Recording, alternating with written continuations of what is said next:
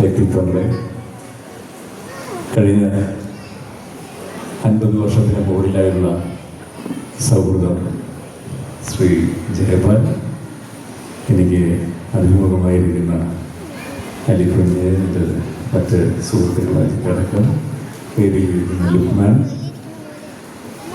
ഇവർ മാത്രമല്ല ഈ ഇരിക്കുന്നവരിലെല്ലാവരും തന്നെ കൂടെ പഠിച്ചവർ, സുഹൃത്തുക്കൾ എല്ലാം. ആരെയും പേരെടുത്ത് പറയേണ്ട കാര്യമില്ല. ഓരോ മുഖങ്ങളും കഴിഞ്ഞ 50-55 വർഷമായിട്ട് ഞാൻ നേരിട്ട് കാണുന്ന മുഖങ്ങളാണ്. അതുകൊണ്ട് തന്നെ ഔപചാരികമായിട്ടൊന്നും പ്രത്യേകിച്ച് എടുത്ത് പറയേണ്ട കാര്യമില്ല.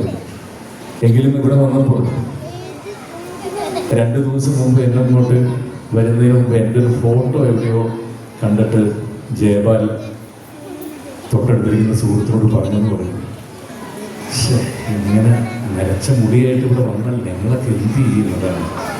അപ്പോൾ ഒരു മുടി പോലും കറക്കാത്ത ജയപാൽ. അപ്പോൾ സന്തോഷം. സിനിമയുടെ ഭാഗമാണ് ഓരോ രൂപത്തിൽ ഓരോ ഇത്. ഈ നരച്ച മുടിയോടുകൂടി ഷൂട്ടിംഗ് നടന്നുകൊണ്ടിരിക്കുന്നതാണ്. ഇത് കഴിഞ്ഞാൽ 5 മിനിറ്റിന് ജോലിയാണ് ജയപാൽ ഒന്ന് കറപ്പിക്കാറുള്ളത്. അപ്പോൾ മറ്റൊരു വലിയ സന്തോഷം, ഈ മതിലിൻ്റെ തൊട്ടപ്പുറത്തായിരുന്നു ഞങ്ങളൊക്കെ ഈ നഴ്സറി എന്ന് മഹിളാമണ്ഡലം എന്ന് പറയുന്ന അസോസിയേഷൻ്റെ താഴെ ഇതിൻ്റെ തൊട്ടപ്പുറത്തൊരു ചെറിയ നഴ്സറി. അത് ബിൽഡിംഗ് ഉണ്ടോ എന്ന് എനിക്കറിയില്ല.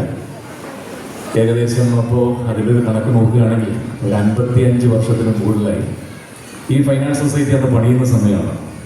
ഇതിൻ്റെ ഓരോ പണികളും ഓരോ കല്ലുകളും വെക്കുന്നത് ഇതിലൂടെ കടന്നു പോകുന്ന ഞങ്ങൾ കണ്ട് വളർന്നതാണ്.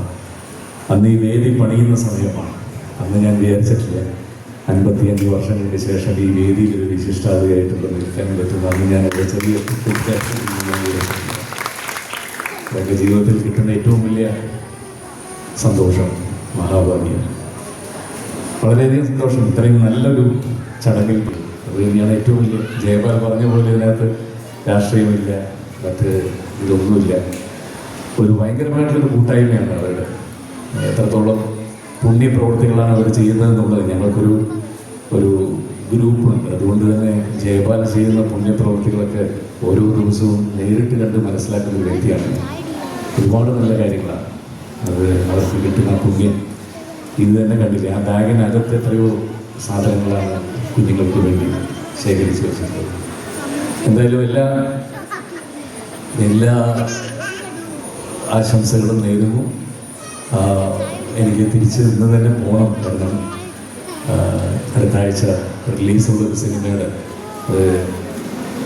കുറേ ഒരു 20 വർഷങ്ങൾക്ക് ശേഷം ഞാനും ഉർവശിയും പ്രധാന വേഷങ്ങൾ അഭിനയിക്കുന്നൊരു തമിഴ് സിനിമയാണ്.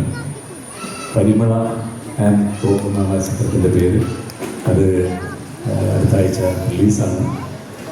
ജൂൺ 5-ാം തീയതി റിലീസാണ്. അപ്പോൾ അതിൻ്റെ ഒരു ഫൈനൽ ഒരു ഷൂട്ടിങ്ങിൻ്റെ കുറച്ച് ഭാഗങ്ങൾ ഫിനിഷ് ചെയ്യാനുണ്ട്. ഇന്ന് പോയിട്ട് ഇന്ന് രാത്രി അതിൻ്റെ ഷൂട്ടിംഗ് ഉണ്ട് ചെന്നൈയിൽ.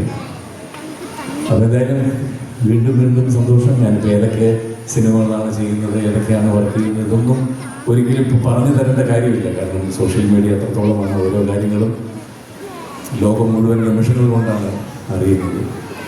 എന്തായാലും മലയാളം കടന്ന് മറ്റ് ഒരുപാട് ഭാഷകൾ ചെയ്യാനുള്ളൊരു ഭാഗ്യം ദൈവം കൊണ്ടാക്കി തന്നിട്ടുണ്ട്.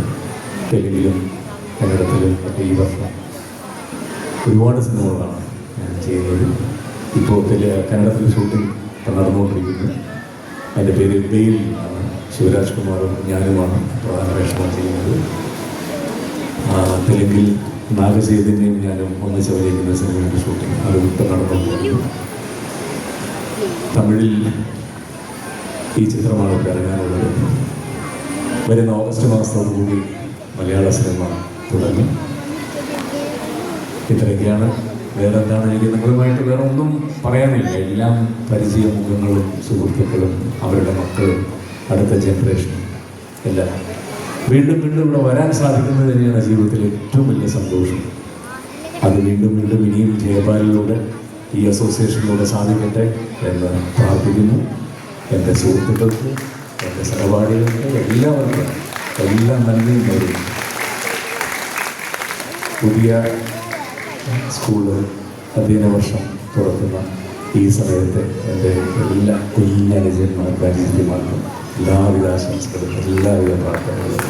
Thank you. ബൈ.